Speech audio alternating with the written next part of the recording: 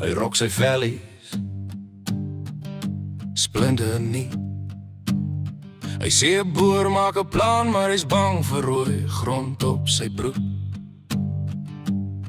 Hy koop biltong by die mal,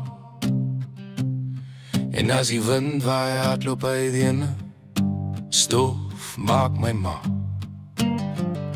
Hy praat van plaaswys, maar is bang vir honde. Hy roep ons braai vannacht, maar hy bring net choppies van woolies klaar gemarineer, en hy braak het uit die vuur self van stier met 'n gaslighter weer.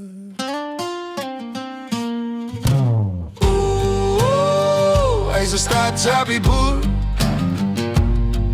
Hy's 'n boertjie met 'n filter op sy Instagram. Selfie by die hek, maar hy klim nooit in die land.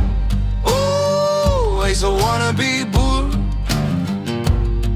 Praat groot, maar sy hande bly skoon. Hy's 'n plaasman net op Instagram en Google Chrome. Hy ry 'n bakkie, ja, maar die bak is leeg, want hy laai niks ander as 'n koelbox en sy ego elke week.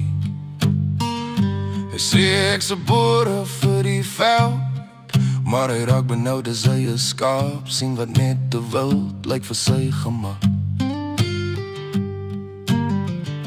Hy roem oor sy plaaske niks, maar alles wat hy plant is 'n like of 'n komme, niks kompleks. Hy vra as hierdie spore van 'n bees. Nee my broer, is net jou krop. Is jy seker dat jy hier wil wees?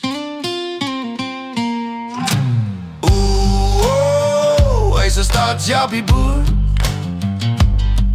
Hy's 'n boertjie met 'n filter op sy Instagram. Selfie by die hek, maar hy klim nooit in die land. Hy's 'n wannabe boer. Praat groot, maar sy hande bly skoon. Hy's 'n plaasman net op Instagram en Google Chrome. Ek's 'n boer sing, check my outfit, kyk hier. Maar sy vellies blink, soos sy ma se kombuisvoer in die oggenddier. Hy's 'n plaaslegende in sy kop.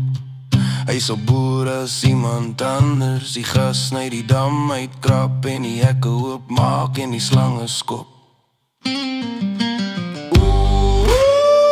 Hy's 'n stadshappie boer.